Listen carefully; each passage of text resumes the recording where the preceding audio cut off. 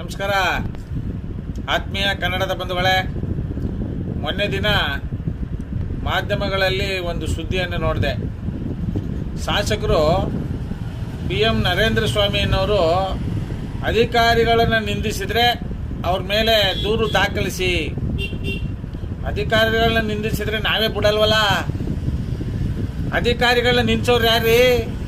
ನಿಮ್ಮಂಥ ಭ್ರಷ್ಟ ರಾಜಕಾರಣಿಗಳು, ನಿಮ್ಮಂಥ ಹಣಬಾಕ ರಾಜಕಾರಣಿಗಳು, ನಿಮ್ಮಂಥ ಜಾತಿವಾದಿ ರಾಜಕಾರಣಿಗಳು, ನಿಮ್ಮಂಥ ದೇಶದ್ರೋಹಿ ರಾಜಕಾರಣಿಗಳು ಅಧಿಕಾರಿಗಳನ್ನ ಎದೆಪಟ್ಟಿ ಹಿಡ್ಕೊಳ್ಳೋದು, ಕಪಾಲ್ ಕೊಡಿತೀನಿ ಅನ್ನೋದು, ಅವ್ರನ್ನ ಕೂತಿರೋರನ್ನ ಎಬ್ಸೋದು, ಸಾವಿರಾರು ಜನಗಳ ಮುಂದೆ ಅವಮಾನಿಸೋದು ನಿಮ್ಮಂಥ ಅವಿವೇಕಿ ಜನಪ್ರತಿನಿಧಿಗಳು.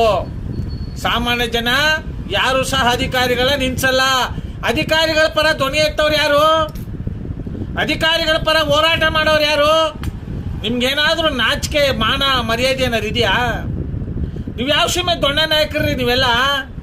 ನಿಮಗೆಲ್ಲ ಹುಚ್ಚು ಅಭಿಮಾನಿಗಳು ಆರತ್ತುರ ಆಗ್ತಾರಲ್ಲಪ್ಪ. ಶೇಬ್ನಾರ, ಮೋಸಂಬಿ ಹಾರ, ಕಿತ್ಲೆನಾರ, ನಿಂಬೆಹಣ್ಣಾರ, ದೊಡ್ಡ ದೊಡ್ಡ ಸಾವಿರಾರು ರೂಪಾಯಿ ಬೆಲೆ ಬಾಳೋಂಥ ಆರತ್ತುರ ಆಗ್ತಾರಲ್ಲ ಹುಚ್ಚು ಅಭಿಮಾನಿಗಳು. ಅವರಿಂದ ನಿಮ್ಗೆ ಇಷ್ಟೊಂದು ದುರಹಂಕಾರ, ಇಷ್ಟೊಂದು ಅಹಂ ಬಂದಿರೋದು ಅಂಥ ಅವಿವೇಕಿ ಎಡಬಲ ಇರ್ತಕ್ಕಂಥ ಕಾರ್ಯಕರ್ತರಿಂದ. ಅಧಿಕಾರಿಗಳು ಅಧಿಕಾರಿಗಳ ನಿಂದಿಸಿದ್ರೆ ಅವ್ರ ಮೇಲೆ ದೂರು ದಾಖಲಿಸಿ. ಆಯ್ತಪ್ಪ, ಅವ್ರ ಮೇಲೆ ದೂರು ದಾಖಲಿಸ್ರೆ ಈಗ ಅದೇ ಅಧಿಕಾರಿಗಳು ಮಾನ್ಯ ನ್ಯಾಯಾಲಯದಿಂದ ಆದೇಶ ಬಂದಿದ್ರು ಸಹ, ಜನಪ್ರತಿನಿಧಿಗಳ ನ್ಯಾಯಾಲಯದಲ್ಲಿ ಆದೇಶ ಬಂದಿದ್ರು ಸಹ, ಸರ್ಕಾರಿ ಭೂಮಿಯನ್ನು, ಸರ್ಕಾರಿ ಕೆರೆಯನ್ನು, ಸರ್ಕಾರಿ ಜಾಗವನ್ನು, ಗೋಮಾಳವನ್ನು, ಸರ್ಕಾರಿ ಜಾಗದಲ್ಲಿ ಅಕ್ರಮ ಕಟ್ಟಿರ್ತಕ್ಕಂಥ ಕಟ್ಟಡಗಳನ್ನ ಇಂಥ ಘಟನೆಗಳ ಮೇಲೆ ಕಾನೂನು ಕ್ರಮ ಕೈಗೊಳ್ಳಲ್ವಲ್ಲ ಯಾಕೆ?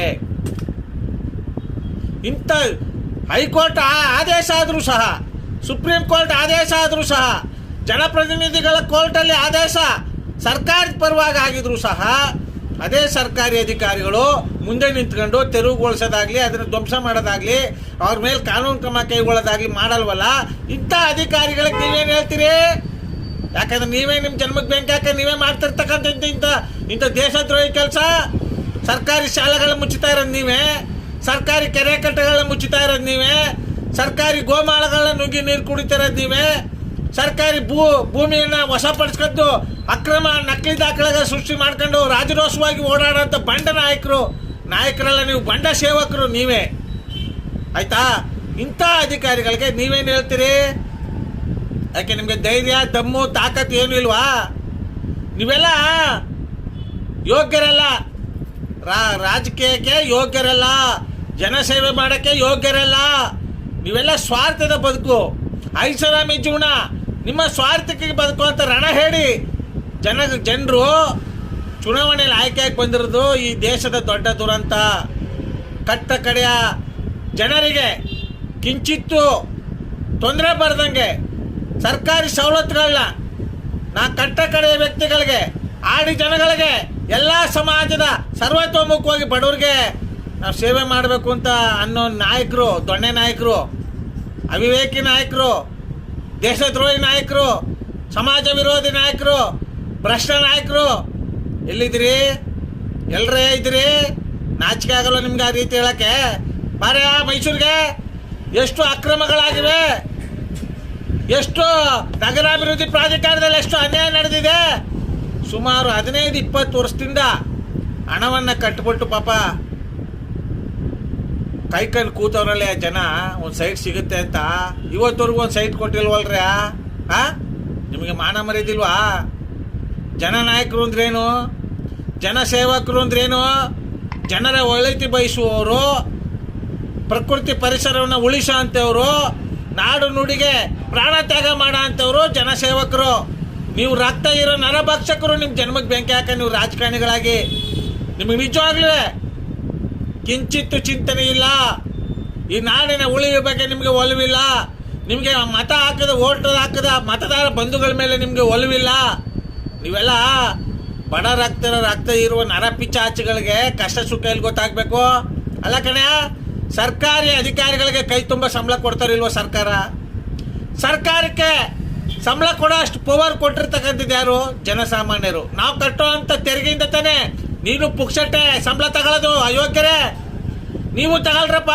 ಚುನಾವಣೆಯಲ್ಲಿ 100 ಕೋಟಿ ಖರ್ಚು ಮಾಡ್ತೀರಿ, ಎಲ್ಲರ ಮನೆ ಹಾಳು ಮಾಡ್ತೀರಿ, ನೀವು ನಮ್ಮ ತೆರಿಗೆ ದುಡ್ಡು ತಗೋತೀರಿ. ನಿಮ್ಮನ್ನ ಆಚಿಕಿಲ್ದೆ ಮಾತಾಡ್ತಿರಲ್ರಿ ಆ ನರೇಂದ್ರ ಸ್ವಾಮಿ ಅವರೇ, ನಿಮ್ಮ ತಂದೆ ತಾಯಿ ಪಾಪ ಪುಣ್ಯಾತ್ಮರು ಏನು ಕರ್ಮ ಮಾಡಿದ್ರು ನಿಮ್ಮಂಥ ಪಾಪಿಗಳನ್ನ PM ನರೇಂದ್ರ ಸ್ವಾಮಿ ಅಲ್ಲ ನೀವು, ನರಬಾಕ ಸ್ವಾಮಿಗಳು, ಹಣಬಾಕ ಸ್ವಾಮಿಗಳು, ಜನರ ರಕ್ತ ಕುಡಿದು ಸ್ವಾರ್ಥಕ್ಕೆ ಬದುಕುವಂಥ ನರಹೇಳಿಗಳು ನೀವು ಅಂತ ನಮ್ಮ ಮೈಸೂರು ದೇವಂತ ಕನ್ನಡಿಗರ ಬಳಗದಿಂದ ನಿಮ್ಮ ಹೇಳಿಕೆಯನ್ನು ಹಿಂಪಡಿಬೇಕು.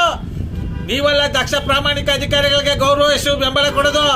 ನಮ್ಮಂಥ ಪ್ರಾಮಾಣಿಕ ಹೋರಾಟಗಾರರು, ದಕ್ಷ ಪ್ರಾಮಾಣಿಕ ಅಧಿಕಾರಿಗಳು ಯಾವಾಗ ರಾಜಕಾರಣಿ ನಿಂದಿಸಿದ್ರೆ ಅವ್ರಿಗೆ ಎಡಮುರಿ ಕಟ್ಟವ್ರು ನೀವು ಅವಿವೇಕಿಗಳು, ದೇಶದ್ರೋಹಿಗಳು, ಜಾತಿವಾದಿಗಳು, ಹಣಬಾಕರು. ನಿಮಗೆ ನಿಜವಾಗ್ಲೂ ನಾಚಿಕೆ ಆಗಬೇಕು ಅಂತ ಹೇಳ್ತಾ ಇಂಥ ಒಂದು ಹೇಳಿಕೆಯನ್ನು ಖಂಡಿಸ್ತಾ ನನ್ನ ಆಕ್ರೋಶವನ್ನು ಹೊರಹಾಕ್ತಾ ನನ್ನ ಮಾತನ್ನು ಸಮರ್ಪಿಸ್ತಾ ಇದ್ದೀನಿ. ಧಿಕ್ಕಾರ ರಣಹೇಳಿ ರಾಜಕಾರಣಿಗಳಿಗೆ ಧಿಕ್ಕಾರ, ನರೇಂದ್ರ ಸ್ವಾಮಿ ಹೇಳಿಕೆಗೆ ಧಿಕ್ಕಾರ, ದಕ್ಷ ಪ್ರಾಮಾಣಿಕ ಅಧಿಕಾರಿಗಳಿಗೆ ಜೈಕಾರ, ಭ್ರಷ್ಟ ಅಧಿಕಾರಿಗಳಿಗೆ ಎಡಮುರಿ ಕಟ್ಟುವಂತ ಉಗ್ರವಾಗಿ ಖಂಡಿಸ್ತಾ ನನ್ನ ಮಾತನ್ನು ಸಮರ್ಪಿಸ್ತಾ ಇದ್ದೀನಿ. ಜೈ ಕನ್ನಡಾಂಬೆ, ಜೈ ಕನ್ನಡ ನಾಡು. ನಮಸ್ಕಾರ.